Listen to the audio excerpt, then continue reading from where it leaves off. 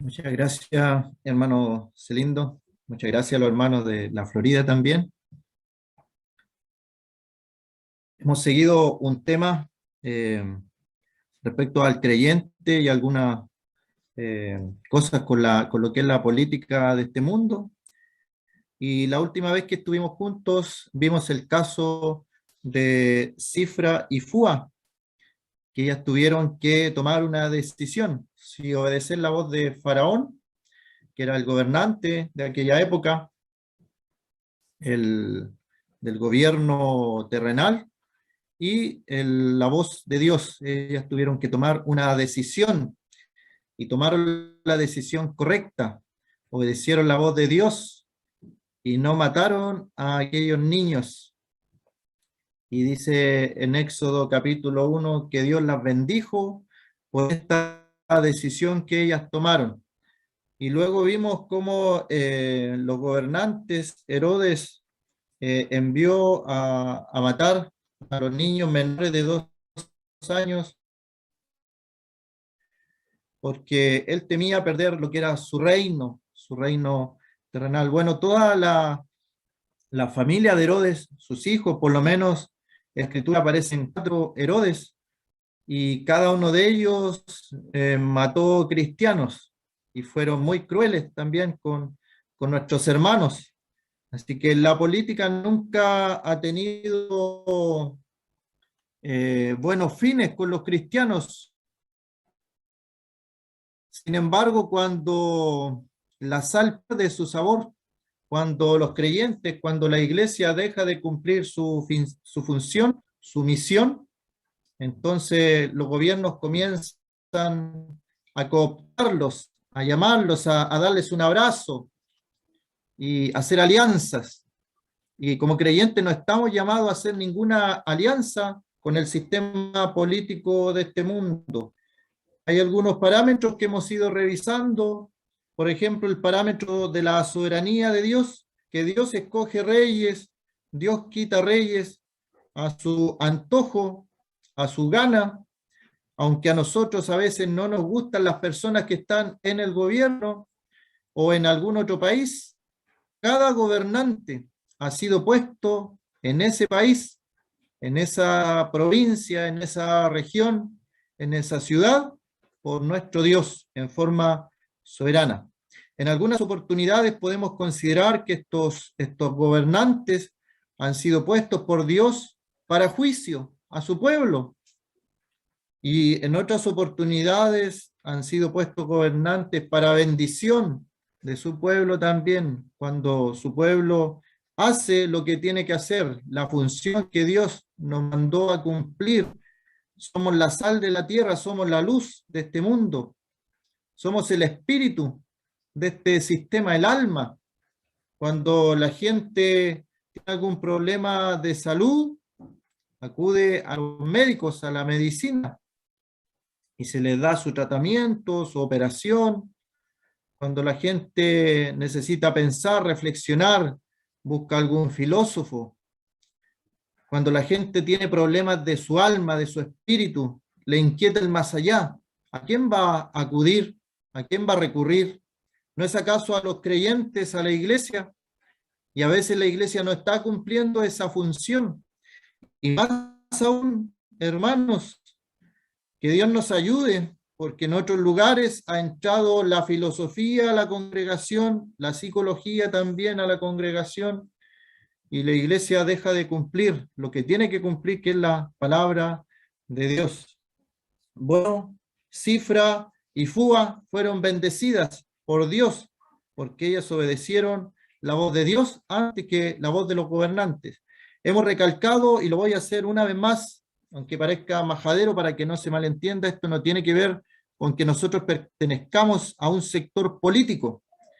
Y leía un artículo respecto a la política en Estados Unidos. Había gente, por ejemplo, que no quería asistir a un culto, a una reunión de predicación del Evangelio, porque pensaban que el hecho de entrar a una iglesia significaba que ellos pasaban a ser republicanos, que es un sector político de Estados Unidos. Entonces lo identificaban con ellos porque habían hecho algunas alianzas. o habían levantado banderas de lucha y coincidían con la de este partido. Bueno, el creyente no está llamado a hacer ninguna alianza con ningún partido político en este mundo, porque la política, como dice, es de este mundo. Nosotros como creyentes somos embajadores en este mundo, no tenemos que involucrarnos en nada, pero eso no quita, hermanos, que tengamos un pensamiento basado en la Escritura acerca de cosas políticas. O sea, en ese sentido, el creyente, el cristiano, pasa a ser un ente político. Hace algo en la sociedad. Hay países donde el número de creyentes, el número de hermanos es tan numeroso que los gobernantes tienen que ir al ritmo de ellos, de los creyentes, de los cristianos, de las iglesias, pero la iglesia no se entromete en política, pero son tantos los hermanos que entonces los gobernantes tienen que hacer leyes que favorecen a la mayoría, como dice. O sea, el creyente tiene que predicar el evangelio, tiene que hacer discípulos a toda criatura, tiene que bautizar, tiene que enseñar las ordenanzas del Señor, pero no meterse en nada de este mundo. Y nuevamente repito, eso no quiere decir que no tengamos un pensamiento, y ese pensamiento obviamente va a ser político para el mundo. En este caso, cuando fueron asesinados estos niños, cuando leímos allí en Mateo, fueron asesinados en maldad. Consideramos que son criaturas que no tienen fuerza alguna, estaban indefensos, niños menores de 2 años, menores de 2 años. Y el gobierno de esa época mandó matar a aquellos niños indefensos que no podían defenderse.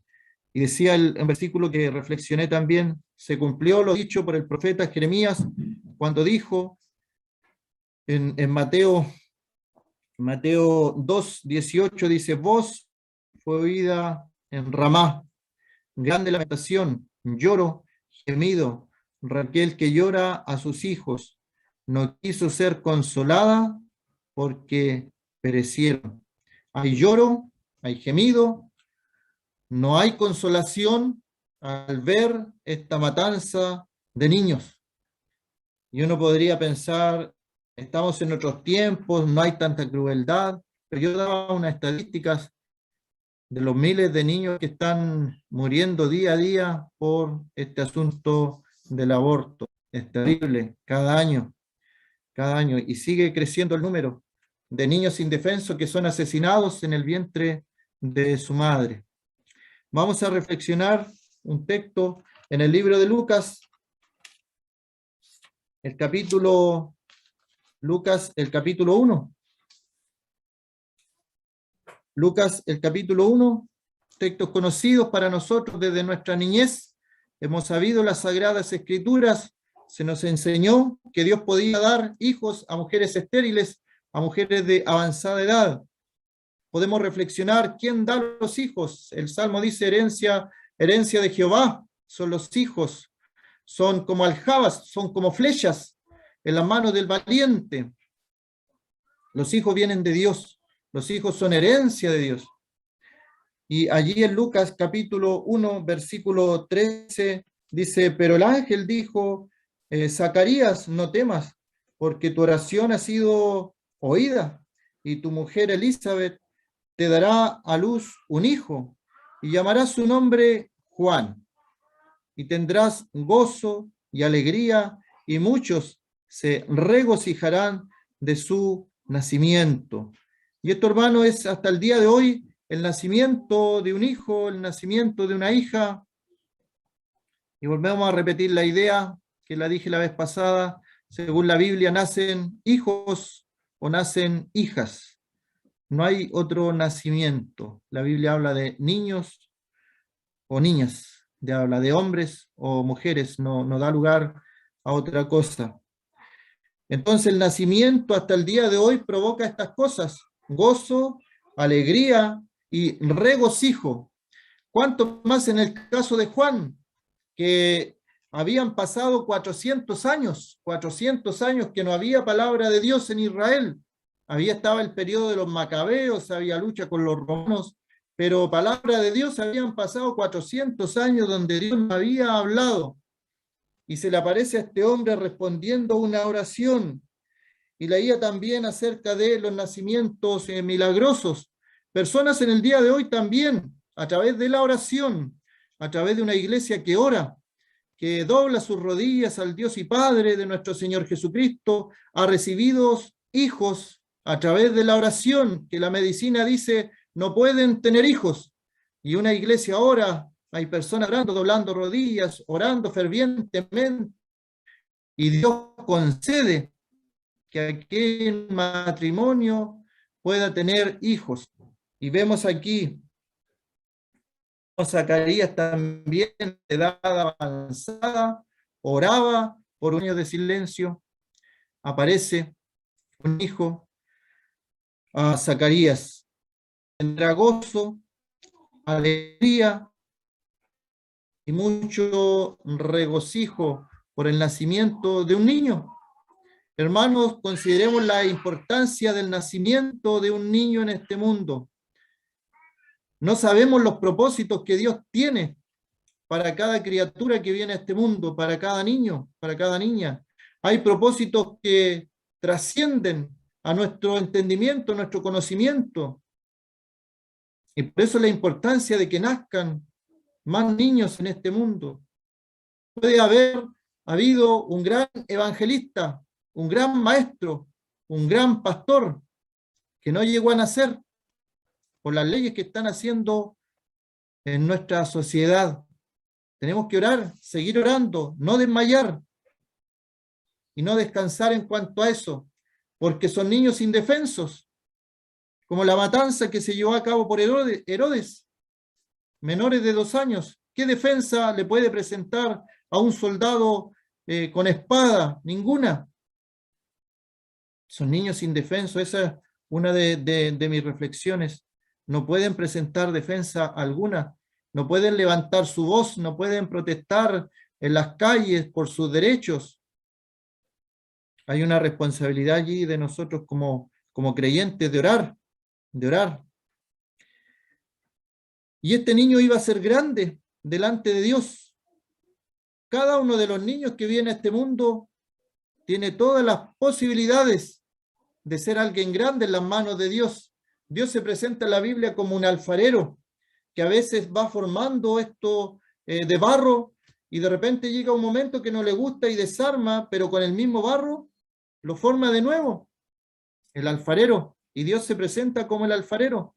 Hay niños en las escuelas dominicales, niños que nosotros conocemos, niños familiares nuestros también, que no sabemos lo grande que pueden ser en las manos del Señor. Hay que apoyarlos, hay que guiarlos, hay que dirigirlos. Es una responsabilidad de cada uno de nosotros. Este niño que llegó a este mundo, Juan, trajo gozo, alegría, regocijo, y él iba a ser grande delante de Dios. Oramos nosotros por los niños que vienen en camino. Cada vez que hay un embarazo en nuestra congregación, se avisa y comenzamos desde ya a orar por aquel niño o niña que viene en camino y lo ponemos delante de la presencia del Señor en todo aquel proceso del embarazo de su mamá y ponemos en oración porque no sabemos las grandes cosas que Dios puede hacer con aquel niño que viene en camino. Y también reflexionaba un día considerando una fotografía que tiene ya más de 30 años, donde veía varios niños allí que hoy día están sirviendo al Señor. Era una foto de la escuela dominical de Lota.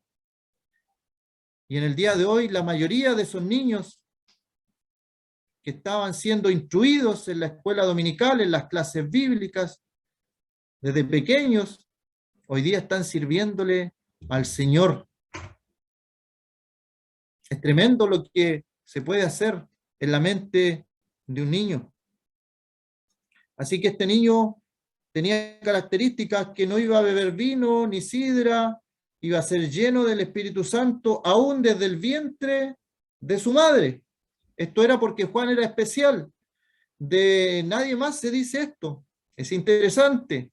Solamente de Juan se dice que desde el vientre de su madre iba a ser lleno del Espíritu Santo. Y aquí quiero hacer otra reflexión también. Se habla de Juan, se habla de este niño, se habla de Elizabeth, la mamá, pero se habla del niño, obviamente, como un ser, como una criatura aparte de su mamá, de Elizabeth. No dice que Elizabeth iba a ser llena del Espíritu, aunque más adelante, leyendo el relato, aparece que en un momento ella fue llena del Espíritu Santo, pero el niño es un ser aparte de la mamá, no pertenece al cuerpo de la mamá, es aparte. Y vamos a leer entonces algunos versículos respecto a eso, y uno puede decir, pero eso todos lo sabemos, eso es básico, eso es lo más simple que hay. Hermanos, en el día de hoy se escucha tanta tontera y a veces estos textos están allí, han estado siempre. Y se escuchan frases como, en mi cuerpo hago lo que quiero, pero la Biblia muestra que está el cuerpo de la mamá Elizabeth, está el cuerpo del niño, y aparece una frase que dice, el versículo 15, no beberá vino ni sidra y será lleno del Espíritu Santo aún desde el vientre de su madre. Ahí está. El vientre obviamente es parte del cuerpo de su madre, pero veamos el vientre como un recipiente donde hay una nueva criatura, donde hay un nuevo ser, donde hay una nueva formación, donde esa pequeña criatura va a ser lleno del Espíritu Santo y su madre no, porque son dos personas diferentes. Por algo tienen dos corazones. Está el corazón de la mamá y en el vientre está el corazón del hijo. Se le tenía nombre. La mamá se llama Elizabeth y el hijo se llama Juan, pero está ocupando el vientre de su madre, Elizabeth.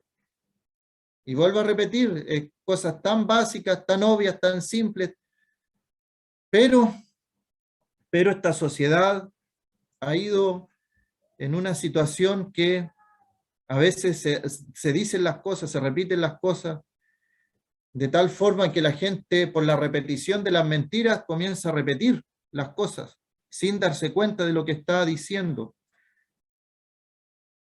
Pasa el caso con, esto ya es más personal lo que voy a contar, pero lo viví en el liceo donde hacía clases. Los jóvenes tienen mucha instrucción dada por el gobierno y ellos llegan con todas esas ideas a sus hogares, a sus padres, y muchos padres cambian sus ideas y sus convicciones porque los hijos que están recién comenzando la vida, que no han vivido nada de la vida de 12, de 13, de 15 años, y hacen cambiar a sus padres de idea. Y los papás a veces yo les preguntaba y decían, bueno, es que ellos están estudiando, ellos saben más. Se fija cómo este mundo, cada cosa que pasa, cada cosa que sucede no es de ninguna forma casualidad, estamos en una guerra, Y los jóvenes son instruidos, y ahora ya los niños son instruidos en ciertas cosas, se les pasan teorías como si fueran ciertas, y la palabra dice teorías, son teorías. Así que este niño es aparte de su madre, este niño es el que va a ser lleno del Espíritu Santo en el vientre de su madre. Y vuelvo a repetir eso, veamos el vientre como un lugar allí donde va a estar el cuerpo de este niño, de este Juan, pero es diferente a la vida y al cuerpo de su mamá, Elizabeth.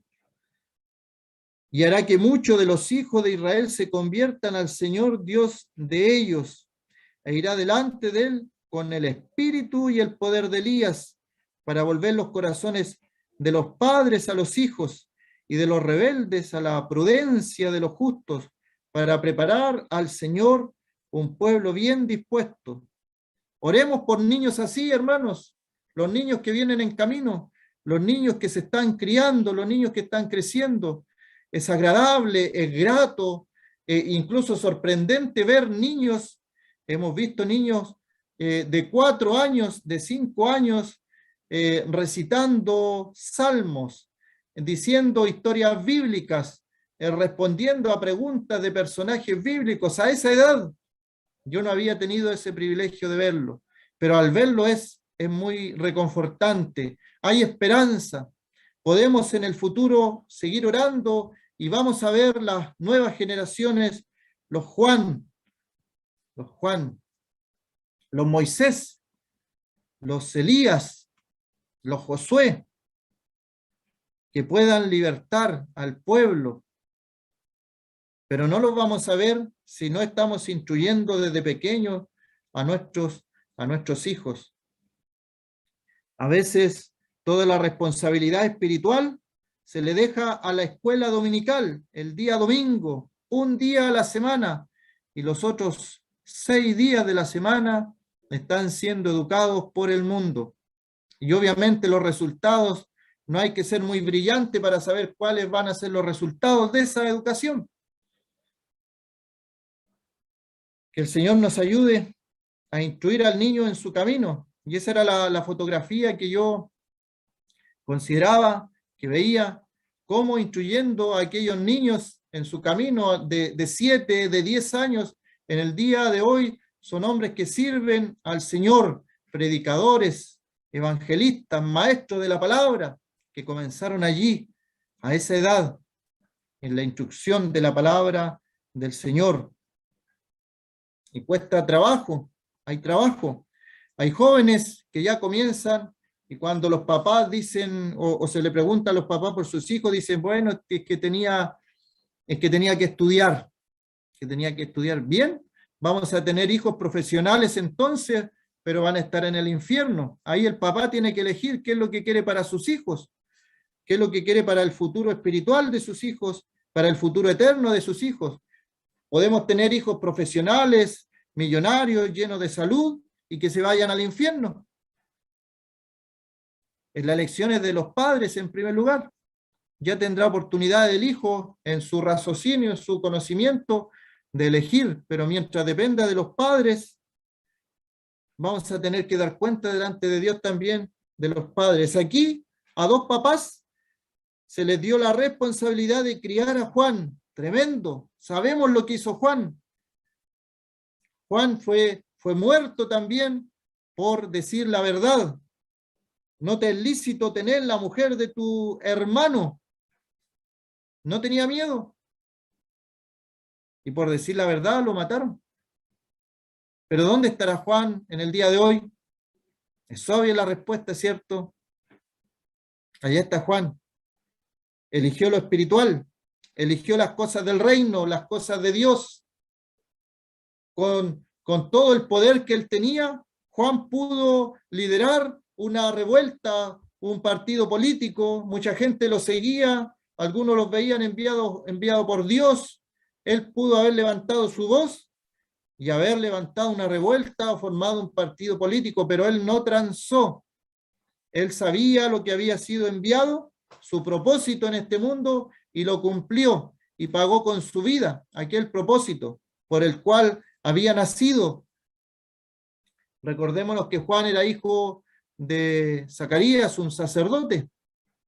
Así que estaba desde su niñez, desde pequeño, conociendo las cosas del reino, conociendo las cosas de Dios.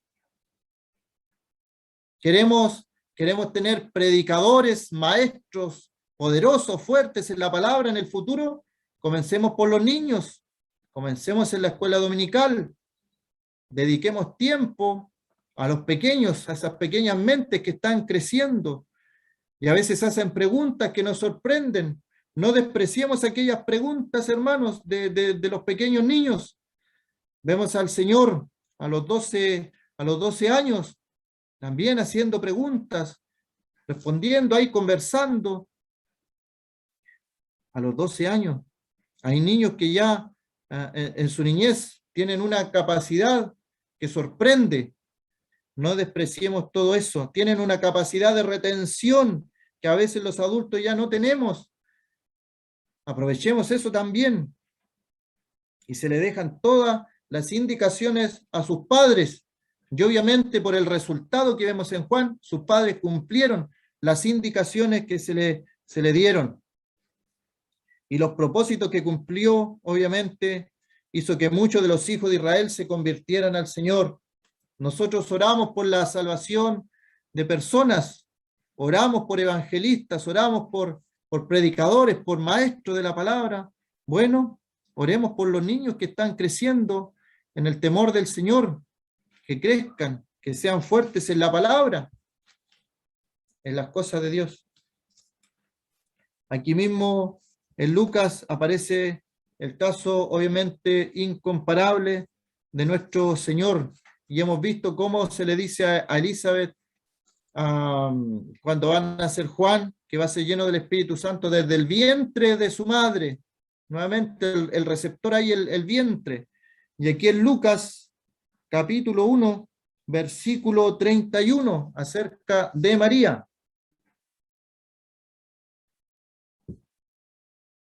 El nacimiento que cambió toda la historia de la humanidad, toda la historia eterna, que nos trajo nueva vida en nuestro Señor Jesucristo, su nacimiento único, incomparable, Él sin igual.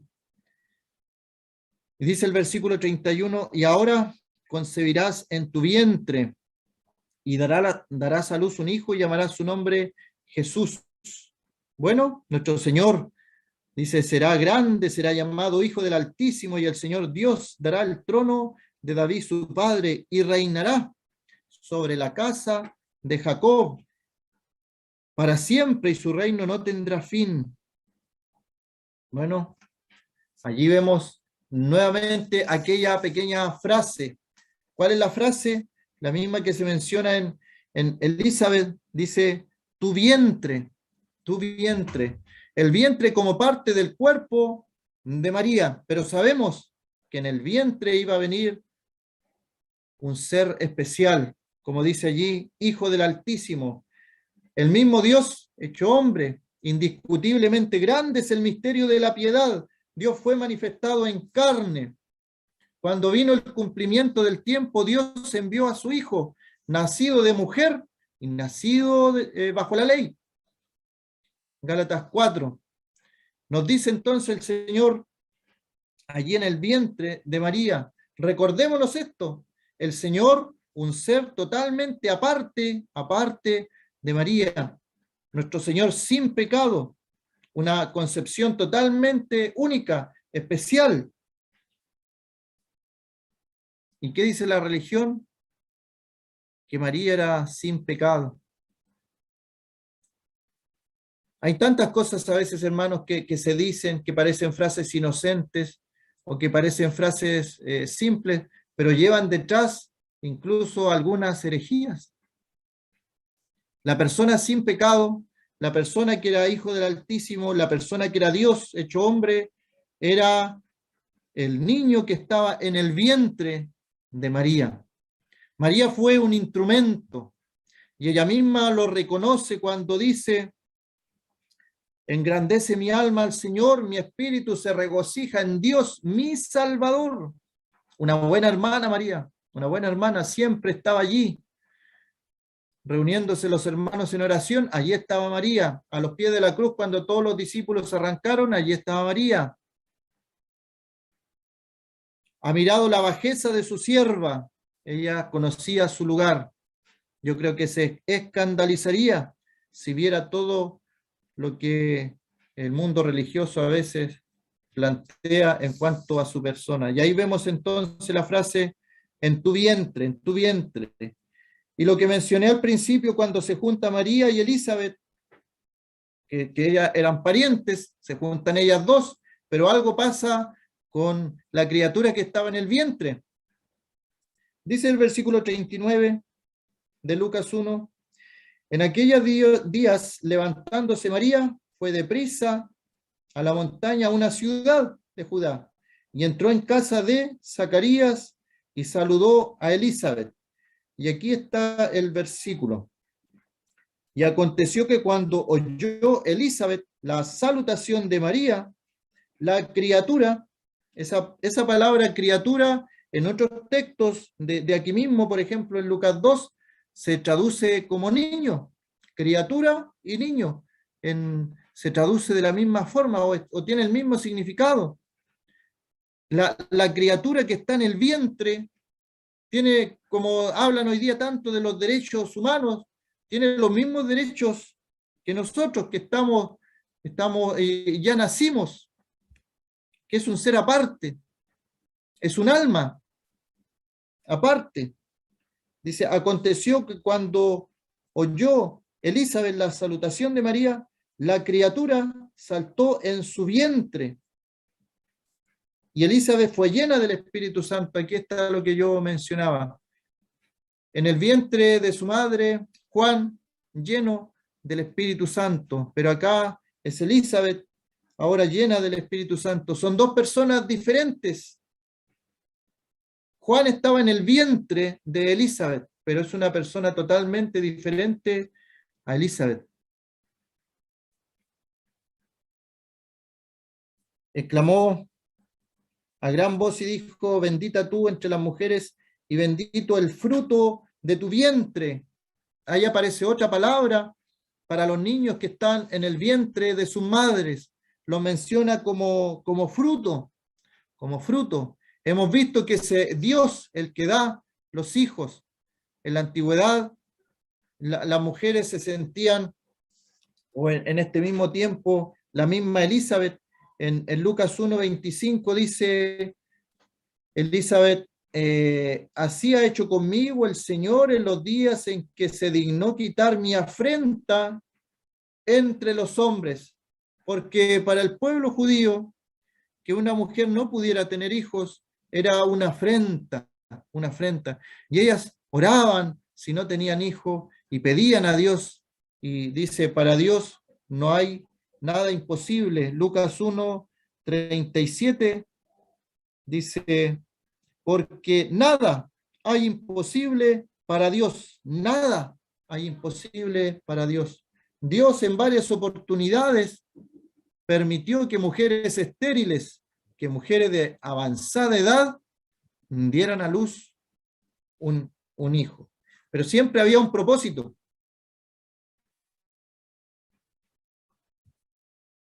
Siempre había un propósito. Y Juan fue el encargado de enderezar, de allanar el camino para nuestro Dios. Si la gente de Israel estaba con su corazón preparado para recibir el mensaje del Señor, fue porque primeramente Juan preparó el camino. Era su función para él y él la cumplió. Y cumplió su función. Nadie es más grande que Juan. El mismo Señor lo dijo, lo confirmó. Ninguno más grande que Juan. Tremendo recibir ese respaldo del mismo Señor. El mismo Señor. Dice el versículo 44, Lucas 1:44, porque tan pronto como llegó la voz de tu salutación a mis oídos, la criatura saltó de alegría en mi vientre. Aquí nuevamente hace la diferencia. No es parte de su cuerpo, no es el cuerpo de Elizabeth. Había una criatura, un ser nuevo, un ser totalmente diferente a Elizabeth, que saltó de alegría en el vientre de Elizabeth. Saltó de alegría al escuchar esta salutación. María, el instrumento escogido por Dios para traer al mundo al Salvador del mundo, nuestro Señor Jesucristo. ¿Qué más alegría?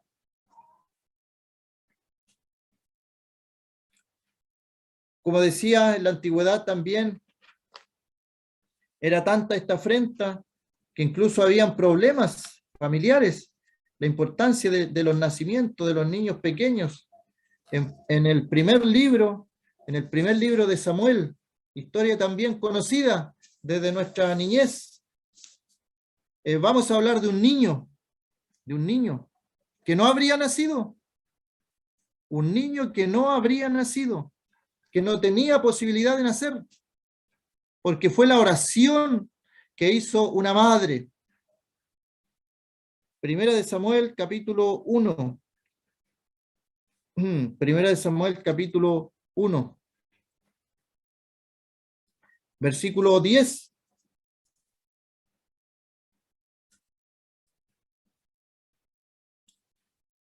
Ella con amargura, estamos hablando de Ana. Ana y Penina eran mujeres del Cana. Penina tenía hijos, Ana no tenía hijos. Y así como Elizabeth de Lucas 1 se sentía afrentada, también esta mujer Ana se sentía afrentada, despreciada, menospreciada por el Cana. Y aunque él le decía, no te soy yo mejor que hijos, pero ella quería un hijo. Entonces ella con amargura de alma oró a Jehová y lloró abundantemente. Ella con amargura de alma oró a Jehová y lloró abundantemente, una mezcla de oración con llanto, con lloro. Y podemos entender cuando hemos orado de esa forma, la sensación que tiene que haber sentido esta mujer, Ana, para orar de esta forma. Oración con fe, pero también mezclada con llanto, porque le había provocado esto de amargura. A Penina, para hacernos una idea, Penina, esta mujer que tenía hijos, la irritaba. El capítulo 1 nos da varios detalles, yo los voy a mencionar solamente. La irritaba, la enojaba, la entristecía, y Ana obviamente lloraba, no comía, tenía aflicción de su corazón, tenía amargura de su alma y estaba atribulada de espíritu. ¿Y cuál era la razón? No podía tener hijos. Y yo pensaba esto, hermanos, toda la connotación negativa por no tener un hijo. Y cuando veo mujeres en estado de tener hijos y deseando asesinarlos, deseando matarlos, es terrible. Yo no sé si a ustedes les pasa. Y lo vemos y lo dan en las noticias y en el periódico y entrevistan a las personas en mi cuerpo y hago lo que quiero y los mato. Y la afrenta de una mujer piadosa, de una mujer que servía a Dios, la aflicción que ella tenía por no tener un hijo. Y es tremendo, como decía, porque Samuel no tenía que haber nacido. Pero él cambió toda la historia. Leemos Samuel y podemos leer todo este libro, los dos libros y los siguientes, de cómo este pequeño niño cambió la historia del pueblo de Israel. Hay un antes y un después en la historia del pueblo de Israel por este niño. Y esta mujer pidió, y dice el verso 11, hizo voto, diciendo, Jehová de los ejércitos, si te dignares mirar a la aflicción de tu sierva y te acordares de mí, y no te olvidares de tu sierva, sino que dieres a tu sierva un hijo, varón, yo lo dedicaré a Jehová todos los días de su vida, y no pasará navaja sobre su cabeza. Eso de pasar navaja sobre su cabeza es una alusión a lo que era el nazareato. Eran personas especiales. Ella hizo un voto y sabía lo que estaba pidiendo, sabía lo que ella quería. Hermanas, pienso ahora en las hermanas, la petición de un hijo o cuando ha nacido un hijo. Tenemos expectativas bajas, normales, o expectativas altas en el Señor, en lo que es el reino.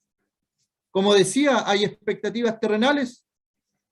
Hay personas que se alegran porque sus hijos les va bien en los estudios, en lo profesional, y están contentos, y cuando les preguntan, ¿y cómo está tu hijo? ¿Cómo está tu hija? Hablan de eso, de lo profesional. Pero si se llega a la pregunta, ¿es creyente, es salvado? Se ven algunos cambios de cara, algunos cambios de rostro, de semblante, porque se ha elegido lo terrenal. Se ha elegido lo terrenal.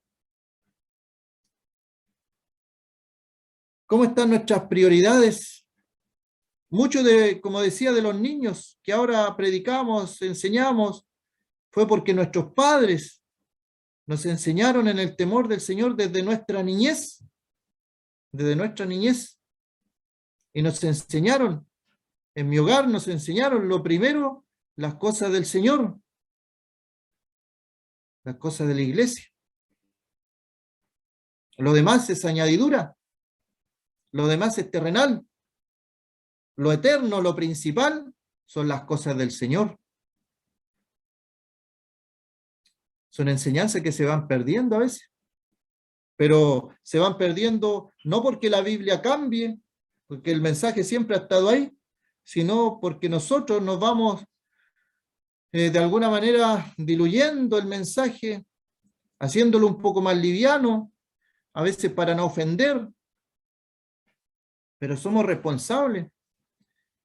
En el tribunal de Cristo, cuando pasemos por fuego, no vamos a poder decir ninguna excusa, como las que decimos a veces aquí en la tierra. Vamos a estar frente a nuestro Señor y el Señor sabe las intenciones del corazón. Por eso no vamos a poder decir ninguna excusa de por qué no hicimos alguna cosa o por qué dejamos de hacer otra. O hay obras que serán muy gigantescas, que pasarán por el fuego y serán solamente hojarascas. Para Dios no hubo nada. Y tal vez haya otra cosa que nadie la vio, que nadie supo, solamente Dios, y allí cuando pase por el fuego va a ser como oro o como piedras preciosas. Esta mujer oraba largamente delante de Jehová, y Elí, el hombre que tenía que estar bien en los asuntos espirituales, pensó que esta mujer estaba ebria, que estaba borracha. El versículo 20, esta mujer, Ana, oró por un hijo, específicamente por un hijo, y le dijo que lo iba a dedicar al Señor. Lo dedicaré, lo dedicaré. Eso presenta un compromiso con el Señor. No se andaba con ambigüedades, con medias tintas. Yo quiero un hijo, si tú me das ese hijo, lo voy a dedicar en mi responsabilidad. Herencia de Jehová son los hijos, tú me has dado un hijo, si me das un hijo, lo voy a dedicar a Jehová todos los días de su vida. No pasará navaja sobre su cabeza. Y esta mujer cumplió su promesa. Versículo 20. Aconteció que al cumplirse el tiempo, después de haber concebido Ana, dio a luz un hijo y le puso por nombre Samuel, diciendo, por cuanto lo pedí a Jehová. Por cuanto lo pedí a Jehová.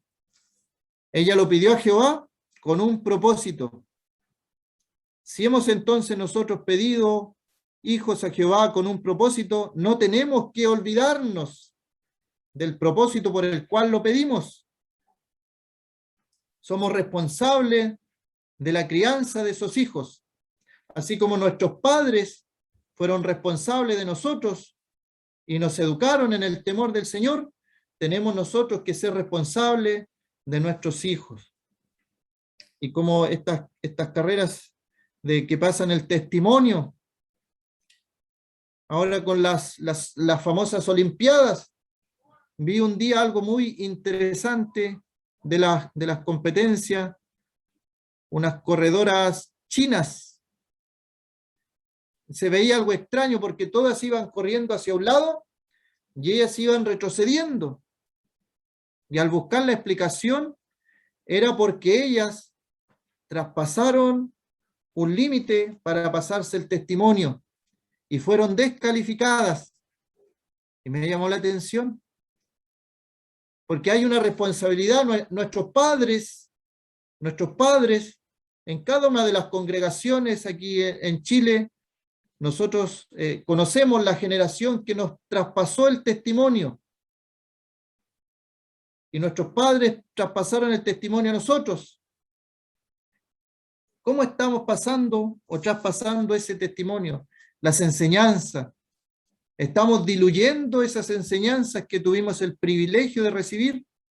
¿O la estamos pasando como corresponde, como nos enseñaron nuestros padres en la palabra, en el temor del Señor?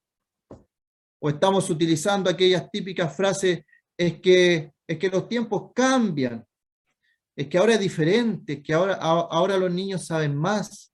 Lo que explicaba yo delante, que muchos padres están cambiando sus pensamientos que tenían porque los hijos le están poniendo ideas en su cabeza.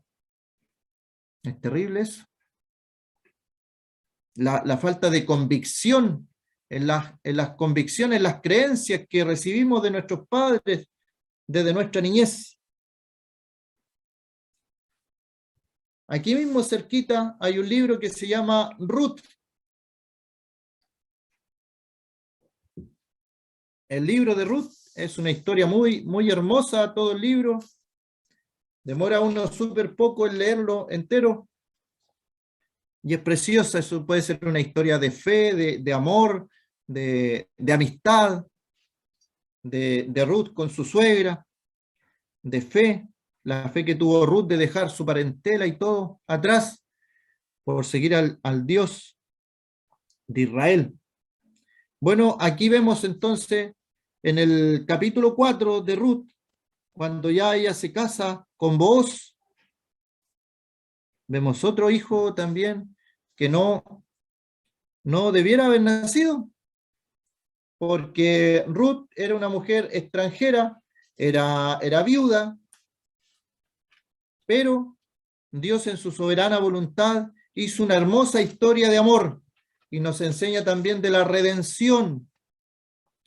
Ahí Booz conversa con el pariente más cercano, que era el que tenía que redimir, y da sus charlas, y el pariente más cercano, al ver las deudas, dice, no, yo no la quiero tomar. Entonces Booz toma a Ruth por mujer y queda en la descendencia de nuestro Señor Jesucristo. Ruth, capítulo 4, versículo 12. Dice, y sea tu casa como la casa de Fares, el que Tamar dio a luz a Judá, por la descendencia que de esa joven te dé Jehová. Nuevamente, aquí vemos algunas ideas. La descendencia la da Jehová, por la descendencia que de esa joven te dé Jehová. Es el Señor el que nos da la descendencia. Él en su soberana voluntad permite que algunos matrimonios no tengan bebés y que otros matrimonios sí tengan. Es la soberanía de Dios. Él es el que da la descendencia. Pero cuando da descendencia también da responsabilidad. Nos ha dado una herencia. Herencia de Jehová son los hijos. Y la historia también que aparece allí, solamente mencionada, Tamar y Judá, también es un caso a leer, a investigar, a reflexionar. Son casos que solamente Dios de todo lo malo puede sacar algo bueno. Versículo 13. Booz, pues, tomó a Ruth, y ella fue su mujer, y se llegó a ella, y Jehová le dio que concibiese y diese a luz un hijo. Nuevamente, la soberanía de Dios, y repite la idea, que Dios, Jehová Dios, el que da que concibiese y diese a luz un hijo. Y las mujeres decían a Noemí, loado sea Jehová, que hizo que no faltase hoy pariente cuyo nombre será celebrado en Israel, el cual será restaurador de tu alma y sustentará tu vejez, pues tu nuera que te ama lo ha dado a luz, y ella es de más valor para ti que 7 hijos. Tomando Noemí el hijo, lo puso en su regazo y fue su aya, y le dieron por nombre la vecina diciendo, le ha nacido un hijo a Noemí, y lo llamaron Obed. Este es padre de Isaí, padre de David. Sabemos que David llegó a ser rey, y David es el antepasado de nuestro Señor Jesucristo, como a él le decían, hijo de David, ten misericordia de mí. Pues bien, hemos visto algunos casos de estos niños pequeños, niños indefensos, niños que pueden cambiar la historia, niños que pueden cambiar todo su mundo, como pasó con Samuel, y niños que pueden dar una descendencia. como fue el caso del hijo de Booz y de Ruth, y que obviamente la descendencia más preciada de ese matrimonio fue nuestro Señor Jesucristo. Así, hermanos, oremos y sigamos orando por los niños pequeños que todavía no han nacido, los niños que están naciendo, los niños que se van educando en el temor del Señor, para que tengamos esperanza hacia el futuro. Que el Señor bendiga su palabra en esta tarde.